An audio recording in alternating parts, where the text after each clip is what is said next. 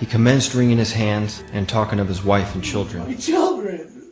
My wife! His wife, he had said, was young and inexperienced, and his children were but infants. You should have thought about that before you turned us in, before you wrote the book.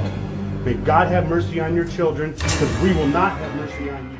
Story was he was actually drowned after being mistreated horribly for a period of time. As a result of the Morgan incident, a series of official investigations took place. In 1829, a New York State Senate committee published its findings on Masonry, stating that its members were found in almost every place where power is of any importance. 5 years later, in 1834, a joint committee in Massachusetts reported that Masonry was, quote, a distinct independent government within our own government and beyond the control of the laws of the land by means of its secrecy. A monument was erected in Batavia, New York, and remains to this day. The inscription on its base reads, "To the memory of William Morgan, a native of Virginia, a captain in the War of 1812, a respectable citizen of Batavia, and a martyr to the freedom of writing, printing, and speaking the truth. He was abducted from near this spot in the year 1826 by Freemasons and murdered for revealing the secrets of their order." America's second central bank was abolished by President Andrew Jackson, in which he stated, "The bold effort the present bank had made to control the government, the distress it had wantonly produced, are but premonitions of the fate that awaits the American people should they be deluded into a perpetuation of this institution or the establishment of another like it." In 1832, his re-election slogan was "Jackson and no bank." In 1835, Jackson paid off the final installment of the national debt, being the first and only president to accomplish this, done by issuing currency for government bonds instead of issuing treasury notes. A few weeks later, a man by the name of Richard Lawrence tried to assassinate him. This was the first assassination attempt ever on an American president. He was found not guilty by reason of insanity. He claimed wealthy people in Europe put him up to it and guaranteed his release if he was caught. From their beginning with founder Ignatius Loyola in the 16th century, the Jesuits were a subversive organization known for their lust for power. So nefarious were they that the Marquis de Lafayette in 1799 said of them, "It is my opinion that if the liberties of this country, the United States of America, are destroyed, it will be by the subtlety of the Roman Catholic Jesuit priests, for they are the most crafty, dangerous enemies to civil and religious liberty. They have instigated most of the wars of Europe." Napoleon Bonaparte, while lamenting his exile on St. Helena, said, "The Jesuits are a military organization, not a religious order. And the aim of this organization is power. Power in its most despotic exercise, absolute power, universal power, power to control the world." Their entire system was set up like a game of chess. They moved a religion into one space and a secret society into another.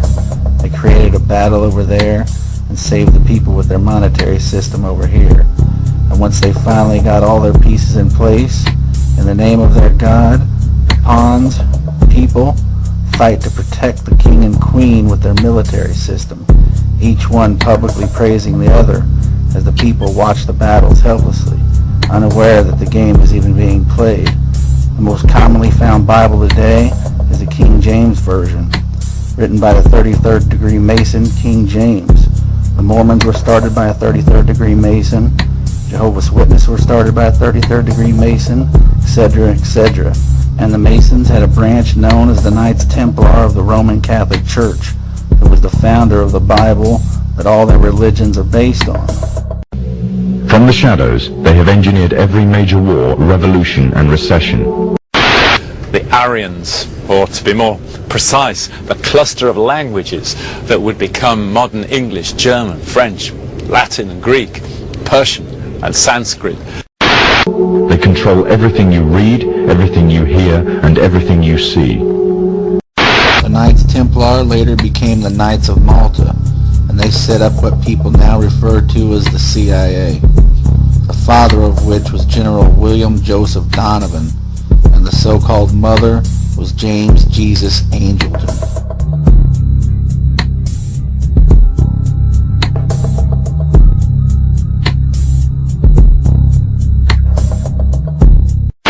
They have managed to indoctrinate an entire populace to their way of thinking and have infiltrated key positions in places of authority. And it is from the shadows that they have created a new political order, a new economic order, and more sinister, a new religious order. The three most important obelisks in the world today have been placed inside their three most important city-states: the inner city of London, Vatican City, and Washington, D.C. These three pay no taxes, have their own flags, and operate under Roman laws. The obelisk known as Cleopatra's Needle was transported from Egypt and placed in the inner city of London, the headquarters of the worldwide English Freemasons. The obelisk in Vatican City was taken out of Egypt and constructed in St. Peter's Square. It was placed so that every pope that addresses the square must face it, and the city itself was designed as a giant key. The Star of Athena was placed at the end, the goddess of war, and the third, the Washington Monument, dedicated by the Freemasons Grand Lodge of the District of Columbia in honor of our first Masonic president, George Washington. Athena was even placed on top of the Capitol Dome in Washington, D.C., and under her states E pluribus unum, Latin for out of many, one, and in reverse, as symbolized by her star, it means out of one, many. There is nothing wrong with your television. Do not attempt to adjust the picture. We are now controlling the transmission. We control the horizontal and the vertical. We can delude you with 1,000 channels or expand one single image to crystal clarity and beyond. We can shape your vision to anything our imagination can conceive. It looks like it might have been an explosion of cloud. The white say.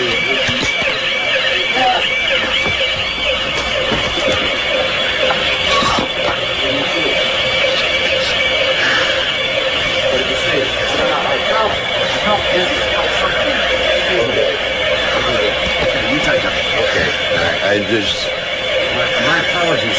He's putting on a gas mask. There hasn't been any gas dropped here that we could tell. You smell anything? No. You may smell some of the fumes from a missile exhaust going off. The missiles use a rocket, a cordite, some sort of burning. We just heard a little thump just then. But I have to apologize for that. I caught a whiff of something and felt momentarily dizzy. You're more experienced. I know what you're incurring behind, but it might have been a little gas from the rocket exhaust. It wasn't anything. A lot of people have their respirators on just in case. And again, one thing we have to point out, just so people won't fake.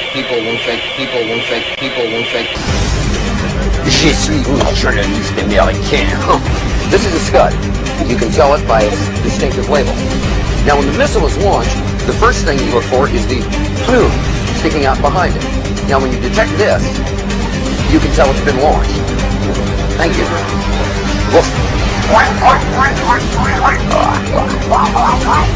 Geopolitics by Dan Quayle. I'm going to go get my hamburger and my coffee. All clear. Every time I order something, this happens. All clear. Thank you.